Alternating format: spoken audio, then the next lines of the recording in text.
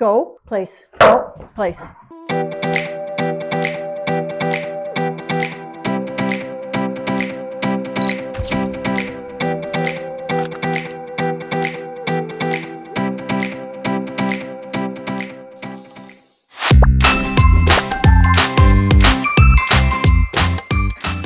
want to do a little side note here. We have Biker he's okay trained. His owners are fairly loose with him in a good way. And you can see how he always sits, he always wants to look in front of me. He always wants to block me. So if your dog is doing this at home, I'm going to show you a little drill that you can practice in the house. Remember, a drag line is on in the house. It doesn't have to have a handle on it, just a plain line. And I'm going to teach him to get out of my way in a benevolent way that he understands. I'm going to mark it, and I'm not going to use food. So all I do is I stand in front, I bring the leash slightly up and back. This is called yielding space, or get out of my way, basically. And I shuffle forward. Yes! And I see when he moved away and to the side. So I'm going to do more of that with him, aside from the leash work, so that he understands, get out of my way. And when I stop, if you go in front of me, I'm going to make you move. So there he goes, he moves again, out of my space. Yes, good. So crooked sit is irrelevant at this point, but I don't want him out here essentially looking up at me, expecting to be rewarded from in front. We start that as puppies, but we quickly change. If you have a puppy, you can do this exercise. You teach them the reward comes from the side or the front on recall. I recall them, I want them in front. But this is specific to walking on leash. 3, 6, 9. Yes. Oh, good boy. I'm going to reward fast for that because he's right where I want him. 3 steps. Good boy. I'm going to go again. There's just short steps. 1, 2, 3. So for him, I generally turn in our later lessons, we're going to talk about follow the leader, but for him, because he likes to be in my space, I'm going to turn towards him into his space so he learns to move away from me. If I drop and I move away and get him to follow, then that's basically dismissing him and putting him in some essence, he can be a little bit in control that way. So for him, you have a dog that's constantly in front of you when you're walking on the leash. Practice walking into their space, getting them to move out of your way. Lots of circles into their space. Good boy. And we're going to walk back. 1, 2, 3.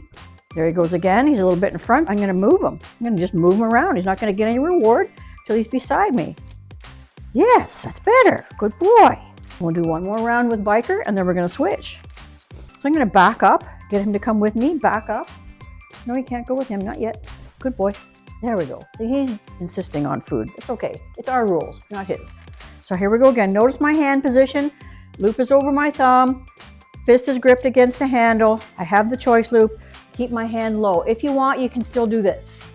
For no distractions, I prefer to have my hand at my side because ultimately this is going to be another conversation when we get into the later lessons on refinement. Ready? 1, 2, 3, and I'm going to stop. There we go. See, I took 3 tiny baby steps so I could get ahead of him and have him sit where I want him. So a little point of order, so to speak, a point of clarification for your dog. If you walk, let's back up. Here. Good. Just want to revisit this. When you take your 3 steps and you stop, don't just come to a sudden stop. You're actually going to what I call gear down. So and I'll show you how that works. We go, let's go. 1, 2, 3. Now I want to stop. I drift to a stop and I take 3 little steps. You see where I am? He's sitting and waiting, and then I creep up and he gets the reward where I want him. Their brain is in forward motion. If you are walking and all of a sudden you stop, their brain has to process that and they might be a few steps ahead. So we want them to succeed. So we just gear down and creep up on them. He's already stopped. I've stopped, so he knows he's supposed to. So here we go again. One more time. Good boy, Biker. Good. Hey, yeah, good. Now Biker's wearing a martingale collar, as you can see, and there's no tension on the collar. He gets enough of a message. This is a good tool for him. We're going to go one more time. 3, 6, 9. And the first step, when I've stepped forward, he knows he sees that movement in my peripheral and he gets a little bit of guidance with the leash going forward. He steps forward. Every time my inside foot touches the floor, that's a count. And right now, we're only working on 3 steps. And when we go to stop, we slow down, we take the 3rd step, and then we go 1, 2, 3, almost on the spot, but you might move forward 3 to 6 inches. Good boy. You ready? Let's go. 1, 2, 3, and I stop, 2, 3. See where he is? He's pretty much where I want him. I just took those little 3 gear down steps. It's so important. I'm going to show you the contrast. Let's go, Biker. Good boy. So now you've seen, if you've done the touch to hand exercise way back in the puppy program, you'll see that's why he's following my hand. Now I'm going to show you what it looks like if you just walk and boom, come to a dead stop. He should be in front because he's processing, he's focusing, but he's got to process. Here we go.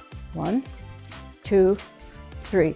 He took about 2 steps ahead. I don't really want that. Eventually I'll be able to stop. He'll be that sharp to me and he'll stay here. But right now, while I'm showing him what I want, I'm going to give him a little advantage, and I would have taken 1, 2, 3 little baby steps, and now he's where I want him, and then I'm going to reward that. So he understands, I'm going to not reward him. He didn't fail. I didn't communicate clearly. So now I reward him.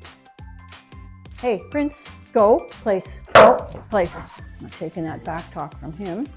He says it's his turn.